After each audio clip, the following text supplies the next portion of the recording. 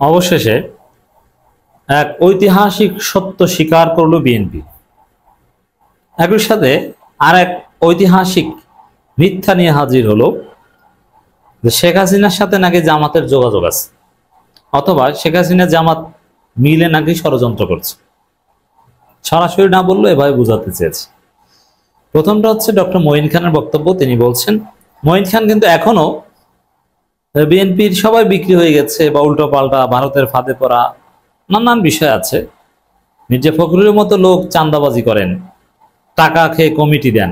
মির্জা ফখরুল কথিত ভদ্র রাজনীতিবিদ, আমাদের কাছে প্রমাণ আছে, টাকা খেয়ে কমিটি দিছেন।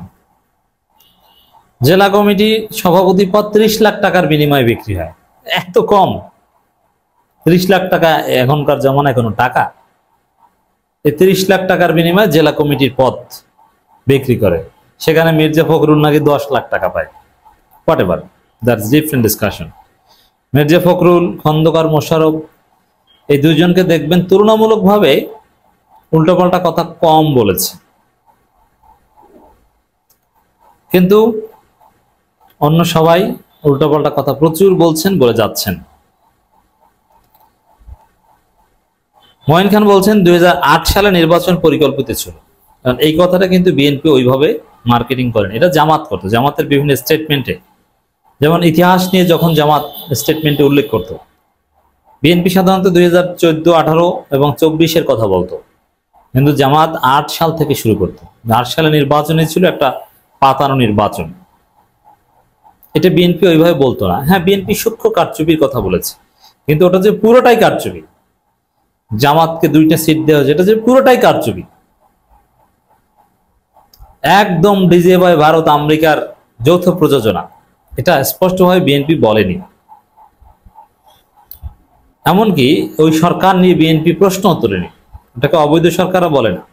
এমনকি বিএনপি দলীয়ভাবেও 8 সালে নির্বাচনকে সর্বশেষ ফেয়ার ইলেকশন হিসাবে স্বীকার করে এবং 8 সালে নির্বাচনে কে কত ভোট পেয়েছে ওইটাকে মানদণ্ড ধরে দলের অনেক সিদ্ধান্ত নেয়। এই হচ্ছে বিএনপির অবস্থা। অথচ ওটা ছিল পুরোটাই 111 সরকারের একটা পাতানো নির্বাচন। ভোট টোট যেগুলো, হ্যাঁ জনগণ ভোট দিতে দিয়েছে, কিন্তু আসলে ফলাফল ম্যানিপুলেট করা হয়েছে। কিভাবে করেছে সেটা নিয়ে অনেক আলোচনা। তো দর্শক, বিএনপি 8 সালের কথা কি বলবো, 18 সালের নির্বাচনকেই তো বিএনপি বৈধতা দিয়েছে।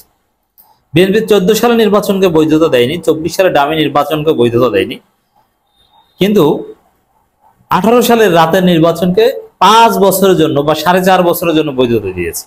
বিএনপির এমপিরা 4.5 বছর পদত্যাগ করেছে। ওই 4.5 বছর শেখ হাসিনা সরকারকে বৈধতা দিয়েছে বিএনপি। কি দুঃখজনক ইতিহাস। একবারও শেখ হাসিনাকে অবৈধ প্রধানমন্ত্রী বলেনি। হ্যাঁ, শেখ হাসিনার বিরুদ্ধে বলেছে পার্লামেন্টে, কিন্তু পার্লামেন্টে মাননীয় প্রধানমন্ত্রী আর মাননীয় স্পিকার সম্বোধন করে বিরোধিতা করবেন, এইটাই তো শেখ হাসিনা চেয়েছে।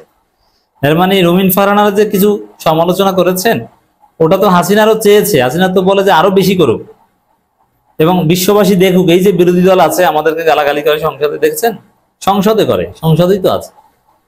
কিন্তু সংসদে যদি কেউ না থাকতো তাহলে তার বলতে পারতো না যে এই যে সংসদে আমাদের গালাগালি করে। মানে হাসিনার খায়েশ পূরণ করেছে বিএনপি।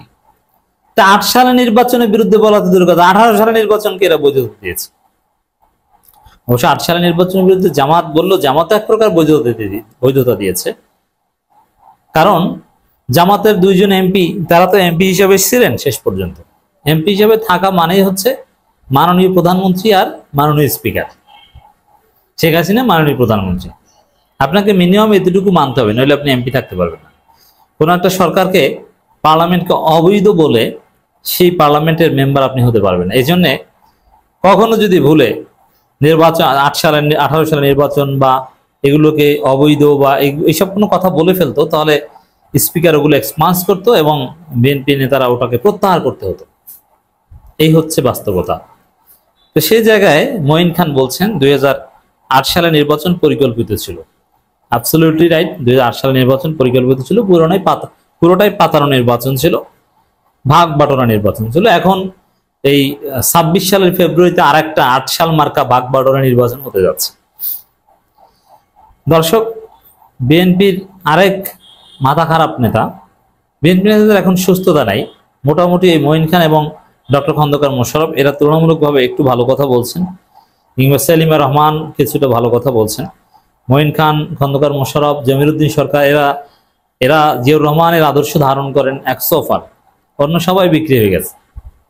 সালাউদ্দিন আহমেদও কিন্তু কঠিনভাবে জিয়াউর রহমান পন্থী ছিলেন, কিন্তু সেই সালাউদ্দিন আহমেদ এখন জয় বাংলা হয়ে গেছেন ভারতে। যে জয়নুল আবেদিন ফারুক বলছেন স্বাধীনতা বিরোধীদের সঙ্গে আতাত করে ফের ষড়যন্ত্র করছে হাসিনা। আচ্ছা, এখন জয়নুল আবেদিন ফারুকরা স্বাধীনতা বিরোধী বলতে কাদেরকে বোঝান? জামাত ইসলামীকে। এটা নিতে কোনো সন্দেহ সংশয় নাই। তাহলে কি বোঝা গেল? যে জামাত ইসলামীর সঙ্গে আতাত করে ষড়যন্ত্র করছে শেখ হাসিনা।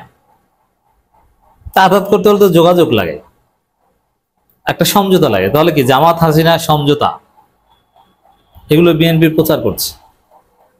কি উদ্ভট, হাস্যকর। হাসিনার সাথে জামাত সমঝোতা করবে, এর চাইতে পাগলামির কোনো কথা আছে? কোনো প্রমাণ আছে? কোনো অ্যানালজি, যুক্তি আছে? অথচ এইসব ফালতু কথাগুলো বলছে। বরং আমরা অ্যানালজি করতে পারি যে বিএনপির সাথে হাসিনার সমঝোতা আছে, এটা যোগাযোগ করে সমঝোতা আছে, এটা আমি বলছি না। হাসিনার সাথে বিএনপি কারো কথা হয় না, এটা আমি মোটেও বিশ্বাস করি না। কিন্তু স্ট্র্যাটেজিক্যালি আপনারা দেখে যে হাসান মাহমুদ বিএনপিকে ধন্যবাদ জানিয়েছে। তো এইভাবে কৌশলগত মিল আছে। বিএনপি কি বলে কি করে এটা তো হাসিনা দেখে, আর হাসিনা বা আওয়ামী লীগের অবস্থানকে এটাও তো বিএনপি দেখে। তো কৌশলগত মিল যোগাযোগ ছাড়াই, এটা হচ্ছে রিয়ালিটি। দেখেন, হাসিনাও দ্রুত নির্বাচন চায়, জয়ও দ্রুত নির্বাচন চায়, আওয়ামী লীগ দ্রুত নির্বাচন চায়, বিএনপিও দ্রুত নির্বাচন চায়। হাসিনা, আওয়ামী লীগ, জয় এরা সংস্কার চায় না, বিএনপিও সংস্কার চায় না। পার্থক্যটা কি? একসময় একটা মিল ছিল, এখন ওই মিলটা নাই। হাসিনা এরা সবাই ইউনূসকে গালাগালি করতো, আওয়ামী লীগ, আর এখন বিএনপি ইউনূসকে গালাগালি করে না, এখন বিএনপি ইউনূসকে আব্বা বলে। কারণ ইউনূস এখন গোপন সমঝোতার মাধ্যমে কারচুপি নির্বাচন করে বিএনপিকে ক্ষমতায় এনে দিতে রাজি হয়েছে। এই কারণে কি উদ্ভট কথা। ভারতের মাটিতে বসে কিছু স্বাধীনতা বিরোধীদের সঙ্গে আতাত করে শেখ হাসিনা বাংলাদেশের বিরুদ্ধে নতুন ষড়যন্ত্র শুরু করেছে। শেখ হাসিনা জুজুর ভয় দেখা, অথচ শেখ হাসিনার কোনো পাওয়ার নেই বাংলাদেশে। আর শেখ হাসিনা যে ষড়যন্ত্র করছে, শেখ হাসিনা স্বাধীনতা বিরোধীদের সাথে কি ষড়যন্ত্র করছে ভাই? শেখ হাসিনার যত কার্যক্রম এগুলো তো সব কথিত স্বাধীনতার পক্ষের শক্তিদের সাথে। বরং কথায় কথায় শেখ হাসিনা কিংবা জয় এরা রাজাকারদের গালি দেয়, মানে স্বাধীনতা বিরোধীদের গালি দেয়, আর বিএনপির মুক্তিযোদ্ধাদের প্রশংসা করে। তাহলে আপনি এখানে স্বাধীনতা বিরোধীদের সঙ্গে আতাতের যুক্তিটা কি? প্রমাণ তো কিছু দেখাতে পারবেন না, কিন্তু মিনিমাম একটা যুক্তি তো আছে। যেমন আমি একটা দেখালাম যে আপনারা সংস্কার বিরোধী, আওয়ামী লীগ সংস্কার বিরোধী, আপনারাও দ্রুত নির্বাচন চান, আওয়ামী লীগ দ্রুত নির্বাচন চান, বরং মিল আছে, এরকম একটা মিল দেখান। তা তো পারবেন না। এর মানে উদ্ভট, ভিত্তিহীন, মাথা মোটা টাইপের কথাবার্তা বলছে জয়নুল আবেদিন ফারুক। আর ডক্টর মঈন খান ভালো কথা বলছে।